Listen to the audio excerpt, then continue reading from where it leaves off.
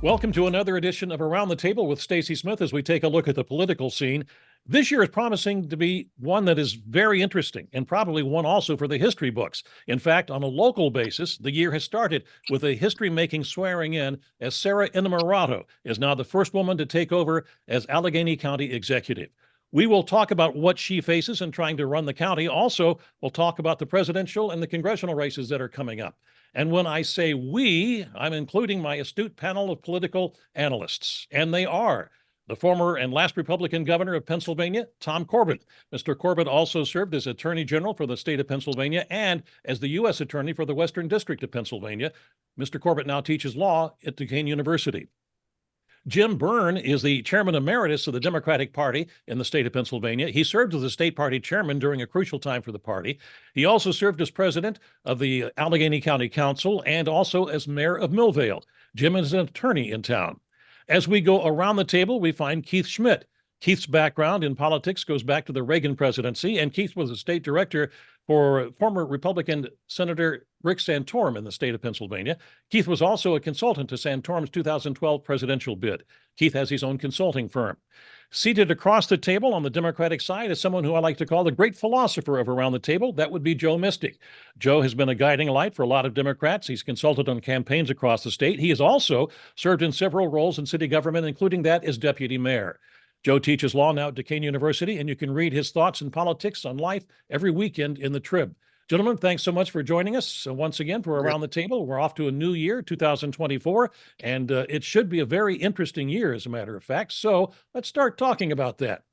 After 12 years of Rich Fitzgerald at the helm, Sarah Innamorato takes over as county executive in a county that has seen a loss of jobs and a loss of people. She narrowly defeated a Republican in a county where Democrats hold a registration advantage of nearly 2-1. So, Jim, you have served as county council president. What is going to be her biggest challenge? And also, can she keep her campaign promises? I believe that Sarah can keep her campaign promises, and congratulations to Sarah on her election and her swearing in yesterday. I saw coalition building beginning prior to the swearing in, subsequent to the election. We've talked about that. The need to build coalitions in a county based on the results is critical for her to be successful. I endorsed her in 2018 over incumbent Don Costa because I believed at that time, as I do now, she has enormous potential to build coalitions and to do great things for this county and beyond. It starts, in my opinion, Stacy, with a coalition and an alliance with the Allegheny County Council. I served as president of that body. I served on that body for 8 years. When I started on that body, Dan Honorato was chief executive. There was excellent communication. Rich Fitzgerald, ironically, was president of the council at that time. Communication was important. Communication was critical. It allowed us to be successful. That has, in my opinion, fallen back in the last 12 years.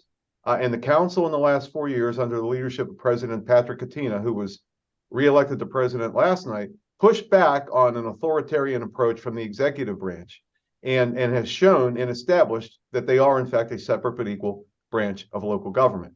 They now have a partner in the executive's office in that regard. Someone will do a partnership with them as opposed to an authoritarian approach to the interaction between the two bodies of government. So you build the foundation there, you communicate with the council who will work with you, and then you move out from there and start to stop the hemorrhaging and rebuild the bridges that have not been there in recent years. Well, I'll speak up as a Republican, and Jim, we agree on a lot of things, but I don't think we're going to agree on this issue. I think it's going to be very difficult for her to keep all of those promises that she made to the issues that tend to be much more further left than this county is. If you look at the election results, she barely won an election that overwhelmingly is a Democratic election time. She's made some statements out there that I can't agree with. I've seen recently how we're going to make it fair for everybody. Yeah, we want everybody to have a fair opportunity, but I think she's even going to have problems on county council in getting some of her programs through. Yeah, I'm not entirely sure what her goals are. She has spoken thus far in terms of broad ideas. My concern is that out of the gate, she's acting like she has a mandate, and she doesn't have anything close to a mandate. The test will be, can can she just simply run this place? I mean, that's the first goal of a county executive. Can you run the place? Once you show that you can do that, then the voters will give you the grace to pursue some of your policy ideas. But until then, I'm not sure you have a lot of room to maneuver. Yeah, I think we have to give her a honeymoon. I mean, I think we have to get to know her. We have to give her a chance. We really didn't know her before this election. She was a state rep. It's not something that touches most of the 1.2 million people in this county. I think I'm going to be looking in the next 6 months about with regards to the people she surrounds herself with, the key positions she fills, and who she fills them with. And I think the suburbs in general are going to be looking to see if she has an agenda beyond an urban agenda, because I think that's a lot of her criticism. And she may well open that door. She may realize that's a soft point for her, and she may be more visible and include the suburbs more into the policy making. If that happens, I think that will help her a great deal. And most importantly, I hope in the next 3 to 6 months, we see initiatives that show that she's laser focused on job growth and attracting new businesses in this region. As much as crime's an issue, crime is an issue for a county executive. It's much more an issue for municipalities and for the mayor. Job creation and promoting the region is the linchpin for a county executive.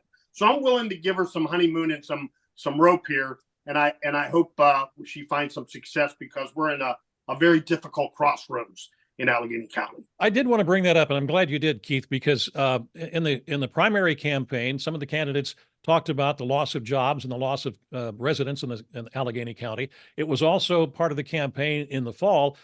But when you read the things that she says, it did not seem to appear that she made jobs and population, growth in Allegheny County one of the prime issues. I think she referred more, like the governor said, about being fair about things. Anybody want to comment on that, or am I dead wrong on what my analysis is there? No, I agree with you 100%, and I agree with the colleagues. It is about jobs. It is, the economy is the issue, in addition to public safety, and she needs to address it, but she needs to reach out to the business community, to law enforcement community, to the municipalities. Like, how are we going to make up for losing 10,000 people in this county during the last 12 years?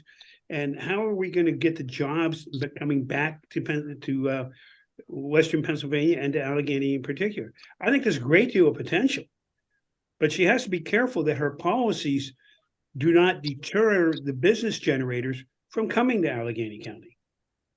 Yeah, that's it. And those of us who have served, all of us who have served in some fashion, either in office or around office in executive positions, know the critical importance of putting the best and brightest around you in your cabinets, in your kitchen cabinets, your circle of advisors. And that means that you're going to have people in there that may not necessarily agree with you, that may not have been for you during the campaign.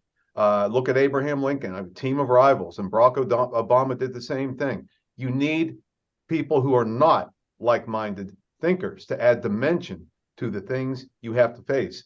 Executive office is not linear. It is quantum, and you need that to be successful. If Sarah can do that, and I believe that she can, then she will address the things that Keith suggested about the urban versus the municipal concerns on public safety and other matters, and build a good coalition with a lot of dimension to her platform. And once you start with job creation and job growth and bringing families back, that will significantly contribute to the eradication, or rather the reduction of crime.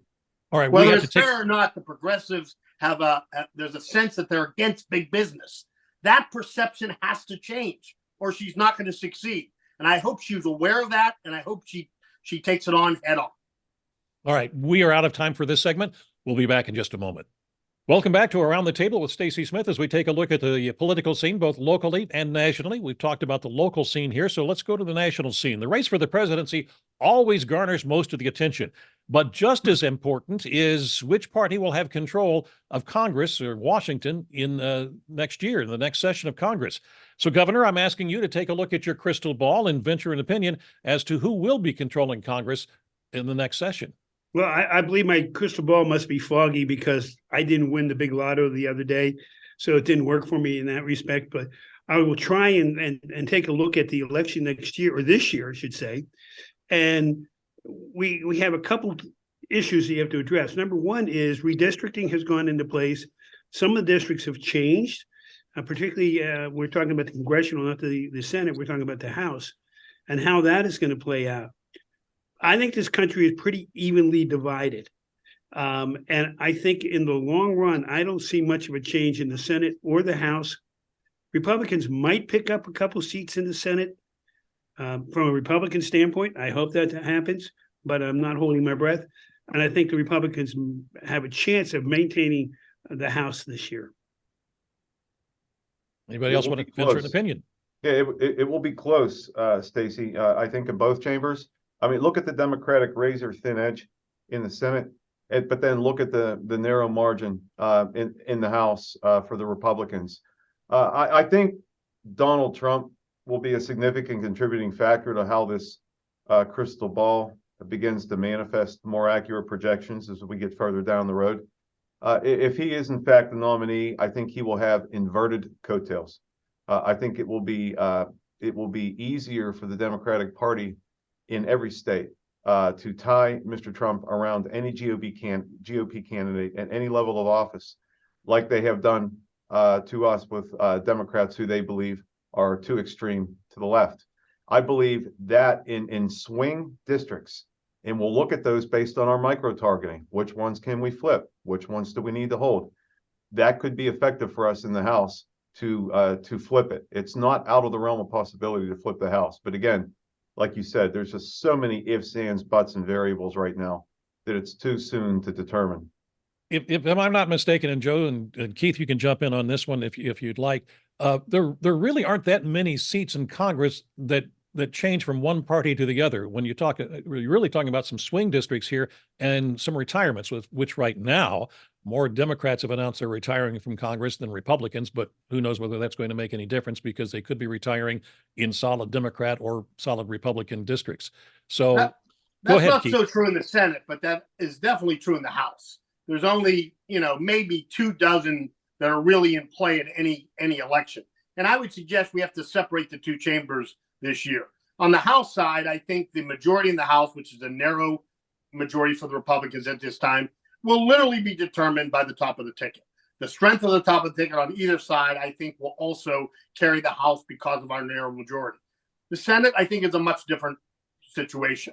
It's an historic time for Republicans. It's an historically good time as far as an election is concerned, because you have a third in the Senate up every 2 years because they're 6-year terms. In this particular cycle, the Democrats have to defend 23 of the 33 seats that are up. Only 10 Republicans incumbents are up for re-election. They have to defend 20 Democrats and 3 independents that sit with them. So it's really stacked against them, and it's going to be very difficult to maintain that chamber. And I would be shocked, regardless of the outcome at the top of the ticket, if the Republicans don't take control of the Senate next year. But the House, I think that's completely going to be a determination by the top of the ticket. Dobbs. That's what these upcoming elections will be about. Now, Republicans are whistling past the graveyard until they figure out a way to talk about this issue, about women's health care and a woman's right to make her own health care decisions. Until they figure out how to do that in a way that's acceptable to women in this country, they're going to keep getting smacked down. I mean, we saw it in the Allegheny County race for executive. The Republican candidate seemed to fall down on that issue. Had he come out stronger, had he come out more definitively, had he been more clear in his respect for a woman's right to make her own healthcare decisions, he may have flipped 3,000, 4,000 votes, and he would be the county executive today. But that's the issue in all these races. It's quiet, it's beneath the surface, but when women walk into that voting booth, they think of that first, and they're not going to vote for somebody who doesn't respect their right to make their own medical decisions. There are horror stories across this country as a result of Dobbs, horror stories. And we're going to hear more of them as we get closer to these elections. But Although I Joe, laugh because he had a one-word answer, it's not a laughing matter for Republicans. The Dobbs issue is an issue, and I just want to reinforce what he said. It is important to bring up because in this most recent election that Joe mentioned, it wasn't even an issue that is contentious or decided or has any control whatsoever with the county executive. And 60% of her ads involve this issue. That's how damning it is for the Republicans if they don't figure it out. Yes, indeed. All right. And, All right. that was a mean-spirited yes, indeed, folks. We have to take a break. We'll be back in just a moment. Welcome back to Around the Table with Stacy Smith as we take a look at the political scene nationally and locally. There is a disagreement among the states as to whether former President Donald Trump can be kept off the ballot based on the 14th Amendment. The Supreme Court is now being asked to make a ruling on this issue. Joe, you are a Democrat, but you are also an attorney. How will the High Court rule based on your attorney background on this issue? Well, the conservative justices are in a tight spot. I mean, they believe in originalism. They believe in states' rights. Traditionally, historically, we have delegated the decisions regarding who gets on the ballot to the states. The Constitution gives the states the power, generally speaking, in that regard. That's why we have 50 different systems, for our elections. Each run by each of the states and then delegated to the counties within those states. So it's a truly decentralized system, and that's part of our genius. It's part of one of the things that protects us from having elections fixed, actually, because it's so diverse and in so many disparate pieces. So if the justices stay true to their beliefs in originalism and states' rights, they'll abide by the state's decisions. If they decide this politically, they'll simply throw that out and figure out a way to do that. We've seen it with Roe versus Wade, although some of them being in their testimony and confirmation hearings said that's the law of the land, I'll support the law of the land. Then they promptly voted to reverse the law of the land. So they'll find a way if that's what they want to do. But I think they're probably looking for an off-ramp, some technicality, something that allows them to decide this on a procedural basis without deciding the underlying decision that's going to be really tough for them to get around. There would be some hypocrisy, some serious hypocrisy, Professor, if they shifted gears, based on their conservative leanings and their positions on state rights. And we are prepared to look at the history of their decisions that they've written over the years since they've been on the court and as they work their way to the Supreme Court. And I would not be surprised if they do this reversal and have this change of heart on this case. We're going to be able to lay out miles and miles of opinions for the majority of conservatives who do that, on how they contradicted prior opinions on similar, if not identical, issues. Yeah, but let me pose this question to especially the two Democrats on our panel here. And that is that you have Colorado Supreme Court making this ruling. You have a Secretary of State in Maine making a ruling based on the 14th Amendment. But then the state of California, the Secretary of State there says, no, Donald Trump should be on the ballot. It's up to the voters to decide. So, it's not necessarily cut and dried, is it? No, well, the states get to decide. That's our system. There it is. Who gets on the ballot, how elections are managed, it's left to each of the states. And that was the deal from the founders. They didn't want one rule. They didn't want the federal government telling all the states how to run their elections. They left that to each of the states to decide, and that's our system. And that's why it's different. In Arizona, the Democrats and Republicans have their primaries on different days, and they use a different method in each of their primary elections. So it's a potpourri of things in this country, and some would say that it's inconsistent, it's not uniform. But again, that's what provides it with strength. There's no one single way to attack it. You'd have to come at it 50 different ways. Professor, they put themselves in a crossfire, haven't they? They've put themselves in a jurisprudence crossfire on being against what they have fought for forever as conservatives. Would you agree? Stacy, let me make this observation. There's an issue of there will be an issue of perception. if this continues and somebody doesn't make a final declaration. Because right now, as you recall back in the 2020 election, there was a perception among the far right, the MAGA people, that the election was being stolen from them.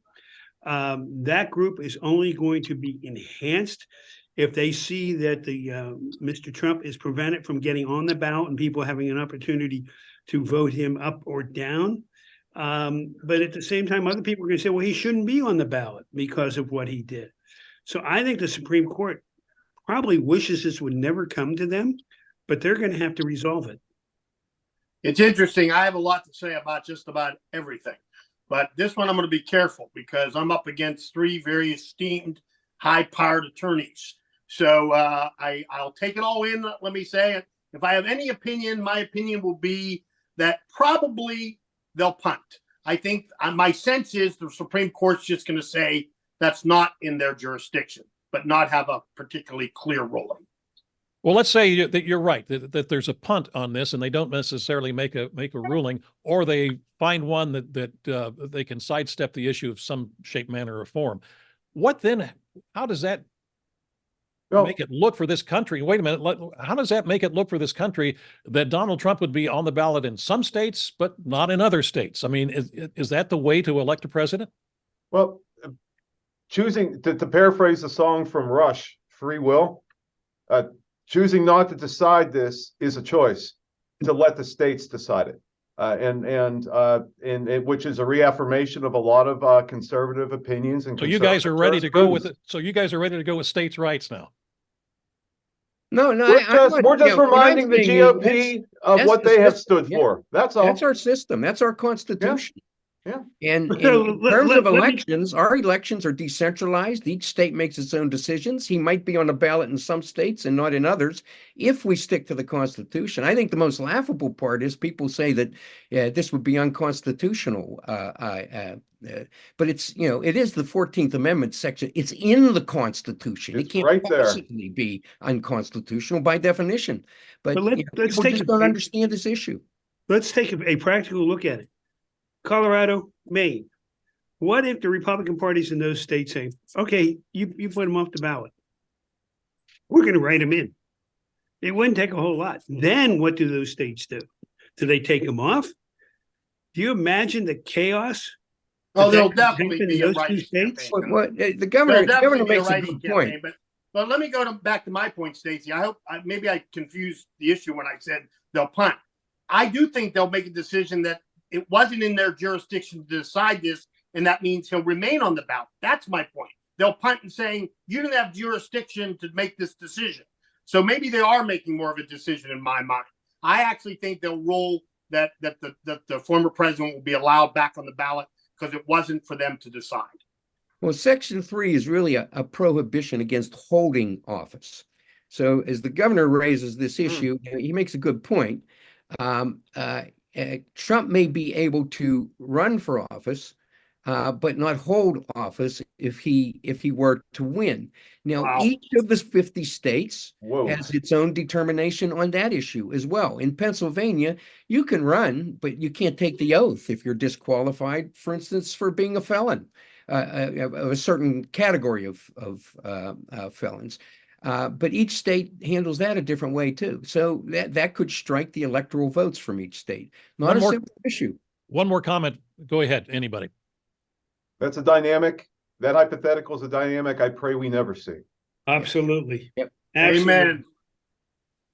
Okay, good. Well, I'm sure we'll be discussing this once the Supreme Court makes a decision or even decides whether to take the case or not. We'll be back in just a moment. Welcome back to Around the Table with Stacy Smith as we take a look at the political scene nationally and locally. I'm going to get to the subject that we had for Keith, but I'm going to stay on the presidency for just a moment here, and that is to say that Robert F. Kennedy Jr. has now qualified by submitting 1,000 valid signatures to be on the ballot as an independent in the state of Utah. This is the first third-party candidate that's been qualified for any state ballot. Very quickly, gentlemen, any thoughts you might have on this? The MAGA crowd thinks he's great, so I'm all for him being on the ballot. Yeah, me too. But but all roads to the White House unless something's happened in the last 2 years, they don't go through Utah. As Keith was alluding to off the record, I'm not going to steal his thunder. I'd be more impressed if his first state was California, Texas, New York, or Pennsylvania, not Utah.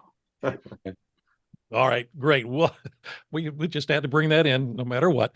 Now, a recent poll by the Associated Press indicates that more Americans believe that foreign policy should be a top priority for the government this year. Keith, as we've talked about, it is an election year. Will foreign policy outweigh the traditional issue of the economy? In the end, Stacy, pocketbook issues always outweigh anything else in a presidential election. But that said, increasingly, Americans are realizing that this instability in the hotbeds all around the planet does affect the economy. I would suggest that our southern border is a foreign policy issue because it affects our relationship with Mexico. And when you look at an administration that has allowed 8.2 million illegal immigrants to pass over that border, you can't tell me it hasn't had a huge effect on our economy and jobs. So I'm going to go out on a limb here and I'm going to say that this invasion is going to be the number one issue in this presidential election. Let me back them up on that. If you take a look at it, December, there were over 330,000 people that came across the southern border into Texas alone. And Governor Abbott sent many of those people to sanctuary cities, and the sanctuary cities said, please don't send them to us. They haven't revoked that they're a sanctuary city, but please don't send them to us because it's overburdening us up here. Well, what do you think it was doing to Texas? And it is, I'm going to agree with Keith. It is, to me, an invasion that is a foreign policy issue that the people of the United States are going to take a look at, but they're also going to take a look at the war in Ukraine and the war that's going on in the Mideast. And it is it's a full-scale war. And unfortunately, I think we're almost getting dragged into it at this point. Those things will be outliers that will start to get some traction. All of those topics, us getting dragged into the Middle East conflict, Governor, and recently some of the more active engagement we've had with some of the pirates and shooting down the drones, just getting sucked into this little Cold War with Iran more directly. Unfortunately, that's a big one. Ukraine, of course, the Russians are getting more aggressive. Yes, those things will start to turn heads. However, if the economy continues on the track that it's on, if inflation, it looks like it's starting to drop, people are starting to recognize that. If gas prices go down and people are thinking with their pocketbooks, that will be a sufficient pushback. The one I'm watching is the immigration issue, the border issue, and the buzzword that the GOP has been using, invasion, seems to be getting a little bit of traction. So those things will need to be adequately addressed by the Democratic nominee as well. And they will be in play for sure. But economy still drives the engine. Yeah, foreign policy will be huge in this election because of many things beyond the control of the president of the United States. But the one thing that he's on the hook for is what's happening on our southern border. Now, he has put forward an immigration bill that the Republicans have refused to take to a vote. He'll point to that and say that I have ways to solve this, but politically, they have me in a tight spot and they know it, and they're not going to bring that bill up for a vote. But the response is not to pull a play from Mein Kampf and say that these Latin American folks are poisoning the blood of good Americans. That's not the right response. And I think when Donald Trump does that, he shifts a lot of the sentiment against him and more in favor of Joe Biden. Well, the Republicans have to take that away from him and decide where they are on this issue of the border. But the other issue that I'll bring up is, if you ask the question today, and it always gets asked in politics, are you better off today than you were 4 years ago under Obama? What's the response going to be? And how are people going to vote? And that's the question the Republicans are going to be asking. Not if Obama, they do but that, Trump. Governor, we will You be. meant under Trump. I meant Trump. I'm sorry. I meant Trump. Edit that. I'm better off without Trump. We can rattle off a litany of accomplishments, especially the legislation that President Biden pushed through in the summer of 2022. July was a historic month in 2022. That Well- month in and of itself allows us to but be elected. the baseline is important, folks. Everyone tell me how much better things are than when he took office. We were in the middle of a global pandemic on just January 20th, 2021. So that has to be factored in on whether things are better now than then. Of course, they're better now than then. Right, right. All right, gentlemen, we are out of time. Appreciate your comments today, and I thank you for watching. And I hope that you join us again for the next edition of Around the Table with Stacy Smith. Thanks for watching.